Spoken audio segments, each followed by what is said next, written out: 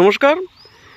বিগত ভিডিওতে আমি আপনাদের এই করলা ক্ষেতটা দেখিয়েছিলাম এবং তখন এই ক্ষেতটা অনেকটাই ছোট ছিল। আজ আমরা আলোচনা করব যে আপনারা কি করে করলার ফলন বৃদ্ধি করতে পারেন। যেমনটা দেখতে পাচ্ছেন যে এখানে কিন্তু প্রচুর পরিমাণে করলা ধরে আছে।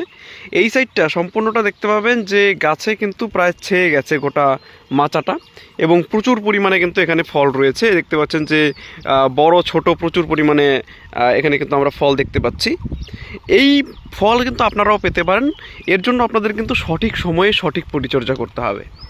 যেমনটা দেখতে পাচ্ছেন যে এই যে একটি করলা, এটি কিন্তু পোকার আক্রমণ হয়েছে এর মধ্যে। এই দেখতে পাচ্ছেন যে এখানে কিন্তু পোকার আক্রমণ হয়েছে। এই ধরনের রোগ থেকে আপনারা কি করে রক্ষা পাবেন এবং অতিরিক্ত ফলন কি করে আপনারা নিয়ে আসবেন সেই ব্যাপারেই আজকে সম্পূর্ণটা ভিডিও, তাই সম্পূর্ণটা দেখার অনুরোধ রইল। সর্বপ্রথমে আমি আপনাদেরকে দেখাচ্ছি যে এই করলার যে সাইজ, অত্যন্ত চমৎকার কিন্তু সাইজ হয়েছে দেখতে পাচ্ছেন যে, এবং প্রচুর পরিমাণে কিন্তু ফলনও রয়েছে। আর এই দেখুন কিছু কিছু যে করলাগুলো রয়েছে সেগুলো কিন্তু উপরে রয়ে গেছে। এই করলাগুলো কিন্তু আপনারা নিচের দিকে নামিয়ে দেবেন, তাহলে কিন্তু এই করলাগুলো কিন্তু সোজা আকৃতি হবে, নাহলে কিন্তু এইভাবে কিন্তু বেঁকে যাবে। দেখতে পাচ্ছেন যে উপরের সাইডটাতে কিন্তু বেঁকে গেছে, যার ফলে কি হয় আপনাদের যে বাজার দর সেটা কিন্তু অনেকাংশেই কমে যায়। তাই সেদিকে একটু খেয়াল রাখবেন। এরপরে মূল আলোচনায় আসছি। এই দেখতে পাচ্ছেন যে এর যে গোড়া, ইতিমধ্যেই কিন্তু বৃষ্টি পড়ছে এবং কিছুটা বৃষ্টি কিন্তু হয়েও গেছে। এই গোড়াটার মধ্যেই কিন্তু জল জমবে এবং জল জমলে এই যে গোড়াটা দেখতে পাচ্ছেন, এই গোড়াটা কিন্তু এখান থেকে পচে যাওয়ার সম্ভাবনা রয়েছে। এই গোড়াটা যদি পচে যায় তাহলে কিন্তু সম্পূর্ণ গাছটাই কিন্তু মারা যাবে। তাই এই গোড়ার মধ্যে আপনারা কিন্তু মাটি দিয়ে একটু উঁচু করে দেবেন। যদি আপনারা সার দিয়ে না থাকেন তবে এই মুহূর্তে সার দেবেন না, কারণ এই মুহূর্তে যদি আপনারা সার দেন তাহলে কিন্তু এই বৃষ্টির কারণে কিন্তু আপনাদের গাছগুলো অনেকাংশেই কিন্তু মরে যাবে।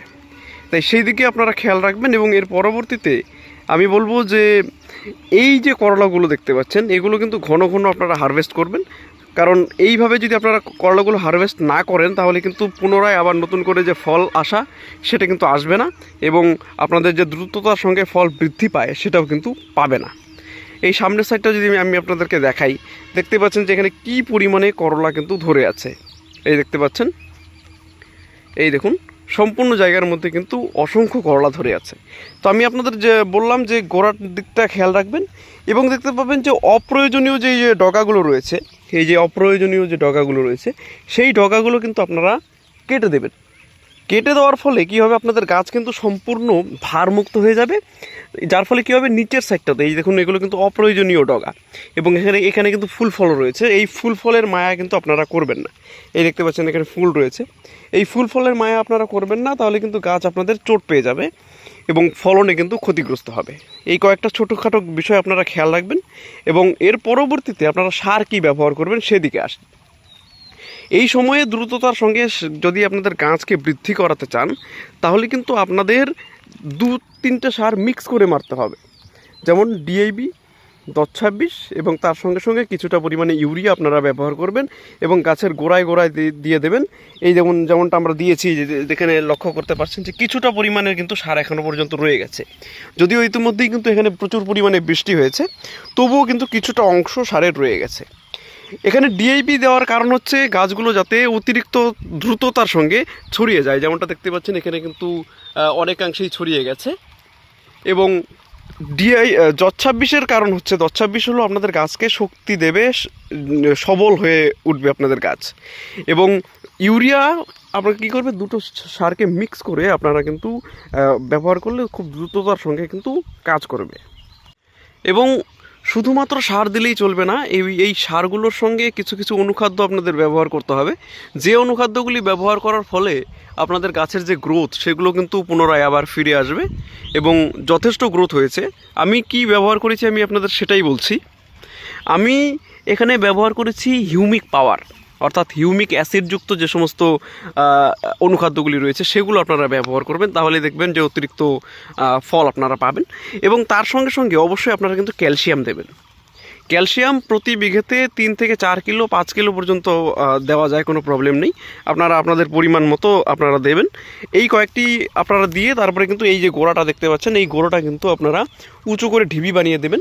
এবং দেখতে পাচ্ছেন যে ইতিমধ্যেই কিন্তু বৃষ্টি হয়ে গেছে এবং বৃষ্টি কিন্তু এখনও পড়ছে। দেখতে পাচ্ছেন যে ফোঁটাগুলো কিন্তু জমা রয়েছে এখানে, এখনও বৃষ্টি পড়ছে এবং এই বছরে কিন্তু বৃষ্টির চাপের পরিমাণটা কিন্তু একটু বেশি তুলনামূলক। যে কারণের জন্য আপনারা কি করবেন, এগুলো কিন্তু ড্রেন বানিয়ে দেবেন। এই যে এই সাইডটা দেখতে পাচ্ছেন যে এখানে কিন্তু কিছু গাছ ক্ষতিগ্রস্ত হয়েছে এই বৃষ্টির কারণে, এবং গাছের যে পাতাগুলো সেগুলো কিন্তু ওই যে হলুদ হয়ে যাচ্ছে, দেখতে পাচ্ছেন এই যে পাতাগুলো কিন্তু হলুদ হয়ে যাচ্ছে। এই হলুদের ওষুধ আপনারা কিন্তু মারবেন, এগুলো কিন্তু ধসা। এই ধসার কারণেই কিন্তু আপনাদের যে গাছের গ্রোথ সেগুলো কিন্তু অনেকাংশেই বাধাপ্রাপ্ত হবে। জল যাতে আপনাদের জমিতে না জমে সেই ব্যবস্থা আপনারা করবেন, এবং এর পরবর্তীতে ভালো পরিমাণে কিন্তু ধসার ওষুধ আপনারা ব্যবহার করবেন। আপনারা ফ্লিক্স সুপারও ব্যবহার করতে পারেন, কেব্রিওটপও ব্যবহার করতে পারেন, দুটোই খুবই ভালো ওষুধ, চমৎকার ওষুধ। এই কয়েকটি ওষুধ আপনারা ব্যবহার করবেন ধসার জন্য। এবং কিছু কিছু ওষুধ আপনারা আরও কিছু ব্যবহার করবেন, যেমন দেখতে পাচ্ছেন যে এই যে একটি ফল, এগুলো কিন্তু হলুদ হয়ে গেছে। এর হলুদ হওয়ার পেছনে কারণ কি? এর হলুদ হওয়ার পেছনে কারণ হচ্ছে বল্লার আক্রমণ, ছোট ছোট বল্লার আক্রমণ হয়, যার জন্য কিন্তু আপনারা আপনাদের জমিতে ফেরোমন ট্র্যাপ ব্যবহার করবেন। এই ফেরোমন ট্র্যাপ ব্যবহার করলে আপনাদের কিন্তু পোকা অনেকাংশেই দমন হবে, সাথে সাথে বল্লাও দমন হবে। এবং এর জন্য আপনাদের কিন্তু কিছু কিছু ওষুধ আপনাদের ব্যবহার করতে হবে, যেমন আলফা আপনারা ব্যবহার করতে পারেন ইসের জন্য, ওই যে বল্লা রয়েছে সেই বল্লার জন্য আপনারা আলফা ব্যবহার করবেন। এবং তার সঙ্গে সঙ্গে সাদা মাছির জন্য আপনারা অ্যাডমায়ার এবং তার সঙ্গে সঙ্গে জাম্প ব্যবহার করবেন। প্রতি ট্যাঙ্কিতে 2 গ্রাম করে মিক্স করে আপনারা ব্যবহার করবেন, তাহলেই কিন্তু হয়ে যাবে। এবং তার সঙ্গে সঙ্গে ভালো যদি ফলন পেতে চান তাহলে কিন্তু আপনাদের কিছু কিছু হরমোন ব্যবহার করতে হবে, ভিটামিন ব্যবহার করতে হবে। ভিটামিনের মধ্যে যদি আপনারা কম দামি ভিটামিনের দিকে যান তাহলে কিন্তু আপনারা যদি চান যে বায়োভিটা আপনারা ব্যবহার করতে পারেন, এবং যদি আপনারা চান যে আরেকটু ভালো ওষুধ আপনারা ব্যবহার করবেন তাহলে সেক্ষেত্রে আমি বলবো যে আপনারা K2 আলট্রা ব্যবহার করতে পারেন, অত্যন্ত ভালো ওষুধ। তাহলেই কিন্তু আপনাদের গাছের যে ফুল ফল সেগুলো কিন্তু অত্যন্ত বেশি আসবে। এই দেখতে পাচ্ছেন যে এখানে কিন্তু প্রচুর পরিমাণে ছোট ছোট ফুল ফল প্রচুর পরিমাণে রয়েছে, দেখতে পাচ্ছেন। এগুলো কিন্তু কিছুদিন পরেই কিন্তু হারভেস্ট করা যাবে। যদিও এই যে করলাটা দেখতে পাচ্ছেন এগুলো কিন্তু হারভেস্টের যোগ্য হয়ে গেছে। তো এই ছিল কয়েকটি পন্থা, এই পন্থাগুলি আপনারা অবলম্বন করুন, সঠিক সময়ে সঠিক ওষুধ ব্যবহার করুন, তাহলেই কিন্তু আপনাদের গাছের গ্রোথ সেগুলো কিন্তু আবার পুনরায় ফিরে আসবে। এবং আমরা আশা করব যে এই বছরে আপনারা অনেক ভালো ফলন আপনারা কিন্তু পেতে পারেন। তাই এই কয়েকটি জিনিস আপনারা ফলো করবেন। আজকের ভিডিও এখানেই শেষ করব। সবাই ভালো থাকবেন, ধন্যবাদ।